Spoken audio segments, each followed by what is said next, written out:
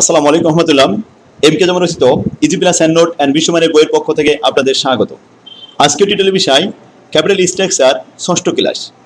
আজকের ক্লাসে আমরা এ অধ্যায়ের 3 নম্বর ফরম্যাট এনওআই অ্যাপ্রোচের দ্বিতীয় ক্লাসটা করব। এনওআই অ্যাপ্রোচের গত ক্লাসে আমরা 1 থেকে 5 পর্যন্ত সমাধান করেছিলাম। আজকে আমাদের বইয়ের 6 নম্বর প্রবলেম থেকে শুরু করব। গত ক্লাসে 5 নম্বর প্রবলেমগুলো আমরা এগুলো শেষ করেছিলাম, হোমওয়ার্কগুলো দিয়েছিলাম। আজকের ক্লাসে 6 নম্বর থেকে শুরু হবে। তো আসুন, প্রবলেম নম্বর 6, যাদের কাছে বই আছে বইটা বের করুন এবং মিলাই নিন অঙ্কটি।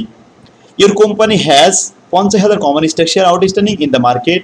ইট ইমপ্লয়িজ 40 লক্ষ টাকা অফ ডেপ্ট ক্যাপিটাল, 10% হার interest, overall cost of capital of your company 11%, and net operating income EBIT is 12 lakh taka using the NOI approach. NOI approach use করতে হবে। রিকোয়ারমেন্ট দেওয়া আছে 7টি। প্রথমে ভ্যালু অফ দ্য ফার্ম, ভির মান দেওয়া আছে। 2 নম্বরে value of the common stock share. 3 নম্বরে মার্কেট প্রাইস পার শেয়ার। 4 নম্বরে আর্নিং পার শেয়ার ইপিএস। 5 নম্বরে ইকুইটি ক্যাপিটালেশন রেট কে এর মান। 6 নম্বরে পার্সেন্টেজ অফ ফিনান্সিয়াল লিভারেজ এবং 7 নম্বরে ভ্যালিডিটি অফ দ্য ডব্লিউএসিসি। ঠিক আছে, দেখুন এই ফরম্যাটের 7টা প্রশ্নই এই অঙ্কের মধ্যে আছে। তো আমরা ইনফরমেশন পড়লাম যে এখানে আমাদের কমন স্টক শেয়ার 50,000 আছে, আর এখানে আমাদের আউটস্ট্যান্ডিং ডেপ্ট আছে 40 লক্ষ টাকা, 10% হারে সুদ, cost of overall cost of capital 11% দেওয়া আছে, ইবিআইটির পরিমাণ দেওয়া আছে 12 lakh taka using the NOI approach. NOI approach use করতে হবে, এই 7টা প্রশ্নে অ্যান্সার করতে হবে। প্রথম প্রশ্নে চলে আসুন, value of the farm. Value of the ফার্মের সূত্র আমরা জানি ইবিআইটি ডিভাইডেড বাই কে ও। এখন ইবিআইটি 12 লক্ষ টাকা, কে ওর মান দেওয়া আছে 11%, মানে 0.11 বসালে হবে।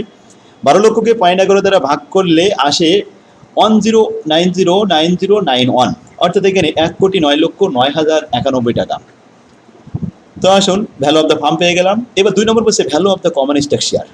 যেহেতু এখানে ডেপ্ট ক্যাপিটাল আছে, আমরা এনওআই অ্যাপ্রোচ সূত্রে শিখেছিলাম শেয়ার ক্যাপিটালের সূত্র হলো ভ্যালু অফ দ্য ফার্ম থেকে বন্ড ক্যাপিটাল বাদ দিলে শেয়ার ক্যাপিটাল পাওয়া যায়। তাহলে এস সমান সমান ভ্যালু মাইনাস বন্ড। ভ্যালু হচ্ছে 1,09,09,091 থেকে 40 লক্ষ টাকা বাদ দিলে 69,09,091 টাকা থাকবে answer. Number 3, market price per share. Share capital যেহেতু আমরা পেয়ে গেছি, এবার শেয়ার ক্যাপিটালকে শেয়ার সংখ্যা দ্বারা ভাগ করলে মার্কেট প্রাইস পার শেয়ার পাওয়া যাবে। তাহলে উই নো দ্যাট, আমরা জানি market price per share P0 সমান সমান share capital divide by number of share. Share capital 69,09,091 ভাগ 50,000 শেয়ার ক্যাপিটাল। শেয়ারের সংখ্যা আছে 50,000 শেয়ার, এইটা দিয়ে ভাগ করলাম। প্রাইস পার শেয়ার 138 টাকা 18 পয়সা। 3 নম্বর রিকোয়ারমেন্ট শেষ। 4 নম্বর বলা আছে আর্নিং পার শেয়ার, ইপিএস। তাহলে আর্নিং ইবিআইটি থেকে ইন্টারেস্ট বাদ দিয়ে যে ইবিটি থাকে তাকে নাম্বার অফ শেয়ার দ্বারা ভাগ করতে হয়। তাহলে 12 লক্ষ থেকে 4 লক্ষ বাদ দিলে 8 লক্ষ থাকে। 8 লক্ষকে 50,000 দিয়ে ভাগ করলে প্রতি শেয়ারের অর্জন 16 টাকা। এটা হলো ইপিএস। 5 নম্বর প্রশ্ন বলা হচ্ছে find out the equity capitalization rate, কে এর মান। এখন কে এর মান আমরা সূত্রে জানি ইবিটি ভাগ শেয়ার ক্যাপিটাল। তাহলে ইবিটি হচ্ছে 8 লাখ, আমরা এই যে ইন্টারেস্ট বাদ দিলে ইবিটি পেয়ে যাবো। এই 8 লাখকে শেয়ার ক্যাপিটাল দ্বারা ভাগ করতে হবে। শেয়ার ক্যাপিটাল আমরা পেয়েছি এস এর মান 69,09,091 টাকা। এটাতে ভাগ করে 100 দিয়ে গুণ করলে 11.58%। এটাই হলো 5 নম্বর অ্যান্সার শেষ, কস্ট অফ ইকুইটি। এবার 6 নম্বরে percentage of financial leverage. Financial leverage সূত্র হলো বি বাই ভি, অর্থাৎ বন্ড ক্যাপিটাল টোটাল ফার্মের মধ্যে কত অংশ আছে। তাহলে বন্ড হচ্ছে 40 লাখ আর ভ্যালু অফ দ্য ফার্ম হচ্ছে 1,09,09,091 টাকা। ভাগ করে 100 দিয়ে গুণ করলে 36.67%। এটাই হলো financial leverage, percentage of financial leverage. Leverage বলতে বাইরের যে টাকাগুলো অর্থ ধার করা হয়, এটা হচ্ছে লিভারেজ। তো কত পার্সেন্ট ধার করেছে? 36%। এই কোম্পানির মোট মূলধনের 36.67% শুধু ধার করা টাকা, 40 লক্ষ। ক্লিয়ার? নাম্বার 7, ভ্যালিডিটি ডব্লিউএসিসি কেও প্রমাণ করতে হবে। উই নো দ্যাট, আমরা জানি যে আসলে ডব্লিউএসিসি ওভারঅল কস্ট অফ ক্যাপিটালের সূত্র হলো KD into bond by V plus KE into S by V. এখন কেওর মান আমরা প্রমাণ করব। কেওর মান পড়ছে 11% দেওয়া আছে, কেডি 10% আর বন্ড বাই ভি, বন্ড হচ্ছে 40 লাখ, ভি হচ্ছে 1,09,09,091 টাকা প্লাস কে এর মান দেওয়া আছে, এইমাত্র বের করলাম কে এর মান 11.58। এবার আসুন এস বাই ভি। এস হচ্ছে 69,09,091 টাকা ডিভাইড বাই ভি কিন্তু 1,09,09,091 টাকা। ব্র্যাকেটের ভিতরে কাজটা আগে করবো। প্রথমে 40 লক্ষকে 1,09,09,091 দিয়ে ভাগ করলে দশমিক এখানে আসবে 0.367। আচ্ছা, এবার 11.58% এটা রেখে দিলাম ইন্টু। এরপরে আসুন 69,09,091কে 1,09,000 1,09,09,091 দিয়ে ভাগ করলে 0.633 আসে। এখন দশমিক দিয়ে এই পার্সেন্টে গুণ করি, 10-এর সাথে 0.367 গুণ করলে আসে 3.67%। আর 11.58-এর সাথে যদি 0.63 গুণ করা হয় তারপরে পার্সেন্ট লিখবো, তাতে আসে 7.33%। এই 7.33 আর 3.67 এইটা যোগ করলে হয় 11%। এখন লেফট হ্যান্ড সাইড আর রাইট হ্যান্ড সাইড প্রমাণ হলো ডাইনের পাশে 11%, বার পাশে WACC ওই ওভারঅল কস্ট এটা ছিল প্রশ্নে 11, তাহলে এটা মিলে গেল। তা প্রুভ দ্য এগ্রিমেন্ট, এখানে আমাদের মিলে গেছে। সেখানে দেখুন 6 নম্বর অঙ্কটা করলাম। এবার আসুন 7 নম্বর, এটা এসেছে 16 সালে। 3 নম্বর ফরম্যাটের যতগুলো অঙ্ক এসেছে fourth year, third year, financial ম্যানেজমেন্টে যেখানে যেখানে আছে সিলেবাসে সব প্রশ্নগুলো আমি নিয়ে আসছি। ফোর্থ ইয়ারে 16 সালে অঙ্কটা এসেছে। PQR company has annual net operating income 5 lakh টাকা, it has a 8% debenture 30 lakh taka, the overall cost of capitalization rate 10%, you are required to calculate the value of the firm and the equity capitalization rate কে এর মান বের করতে হবে, value of the farm নির্ণয় করতে হবে, what will be the effect on the value of the firm and the equity capitalization rate.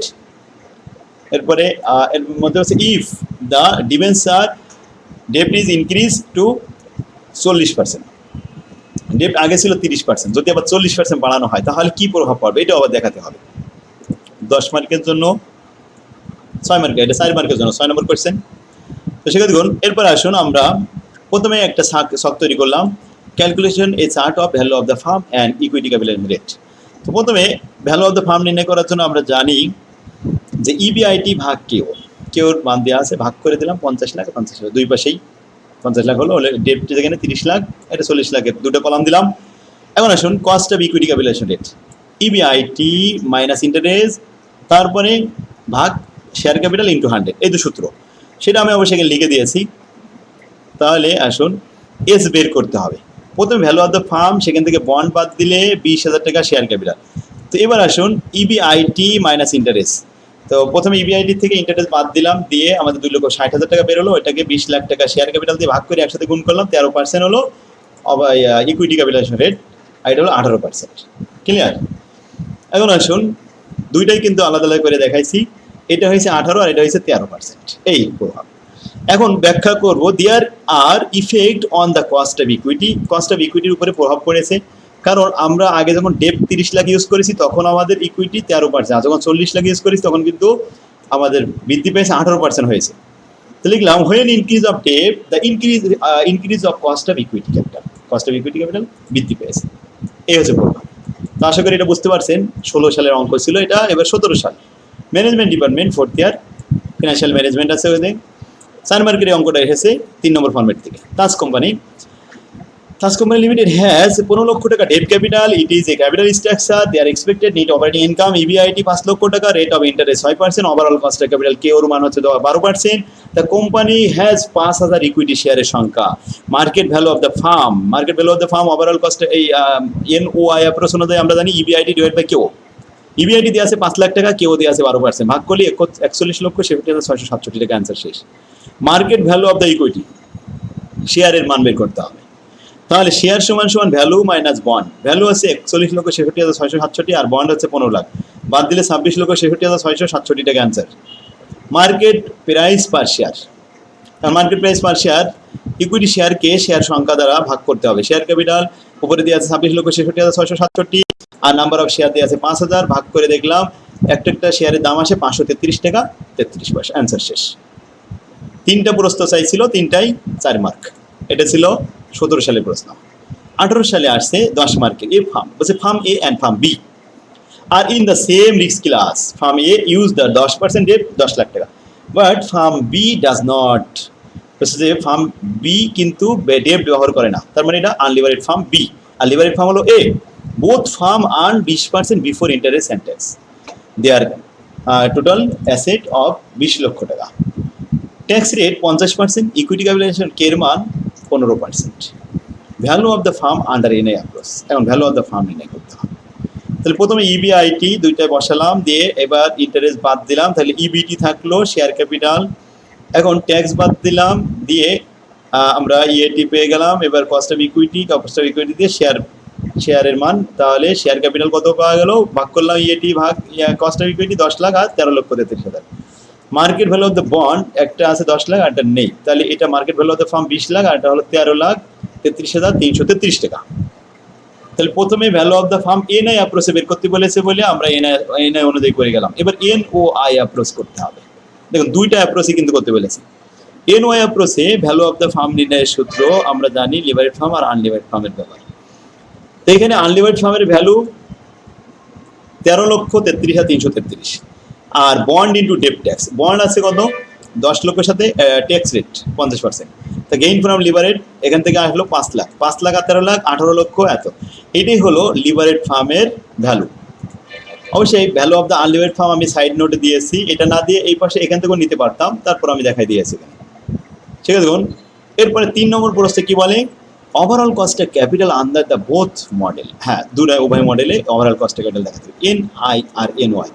এখন লিভারেড ফার্মে আমরা কেডি বন্ড বাই ভি আর কেই এস বাই ভি এই সূত্র অনুযায়ী আমরা জানি লিভারেড ফার্ম আছে এ, এই জন্য আমরা এটা বের করতে পারলাম। বন্ড কত ছিল আর শেয়ার কত ছিল? বন্ড ছিল 8,33,000 সামথিং, আর শেয়ার ছিল 10 লক্ষ টাকা। এখানে অবশ্যই দেখাই দিয়েছে এগুলো। ভ্যালু যদি 18,33,000 হয় তাহলে 10 লক্ষ বাদ দিলাম, শেয়ার ক্যাপিটাল 10 লক্ষ বাদ দিলে বন্ড ক্যাপিটাল বাদ দিলাম। শেয়ার ক্যাপিটাল এখন ক্যালকুলেশন করি, এখানে 10.912% পেয়েছি, সেক্ষেত্রে আদান হচ্ছে। এরপরে আমরা আনলিভারেড ফার্মের ভ্যালু, আনলিভারেড ফার্মে বন্ড থাকে না, শেয়ার ক্যাপিটাল থাকে।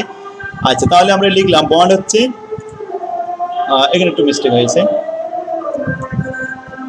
সূত্রটা আমরা চেঞ্জ করে দিই, একটু ঘুরাই দিয়ে এই পাশে দিলাম। তাহলে এবার আসুন, কস্ট অফ ইকুইটি বন্ড আছে আর ডেপ তো নেই, এই জন্য 0। তো আমরা এটা ক্যালকুলেট দেখলাম 15% আসছে, আর এইদিকে এই অপশনটা আসছে বন্ড নেই বলে 0, 0-র সাথে গুণ করলে তো 0ই হয়, 0 যোগ করলে তো 0ই থাকে। তাহলে এখানে আসলো 15-র সাথে 0 যোগ করলে 15%। অর্থাৎ আনলিভারেড ফার্মের ওভারঅল কস্ট অফ ক্যাপিটাল 15%, আর লিভারেড ফার্মের ওভারঅল কস্ট অফ ক্যাপিটাল হয়েছে 10.91%। এখন আসুন যে ডেপ্ট ক্যাপিটাল ইউজ করলে কিন্তু ওভারঅল কস্ট অফ ক্যাপিটাল কমে আসে, আর ডেপ্ট ক্যাপিটাল ইউজ না করলে ওভারঅল কস্ট অফ ক্যাপিটাল বেড়ে যায়, এটা একটা প্রমাণ। তো আজকের ক্লাসে আমরা 3 নম্বর ফরম্যাটের সব অঙ্ক শিখলাম ইনশাআল্লাহ, এনওয়াই অ্যাপ্রোচ। এগুলো আপনারা প্র্যাকটিস করুন, সেখানে দেখুন আদান হচ্ছে। আর আজকের ক্লাসটা আমরা আগামী দিন আবার 4 নম্বর ফরম্যাট থেকে শুরু করবো। আল্লাহ হাফেজ, আসসালামু আলাইকুম ওয়া রাহমাতুল্লাহি ওয়া বারাকাতুহু।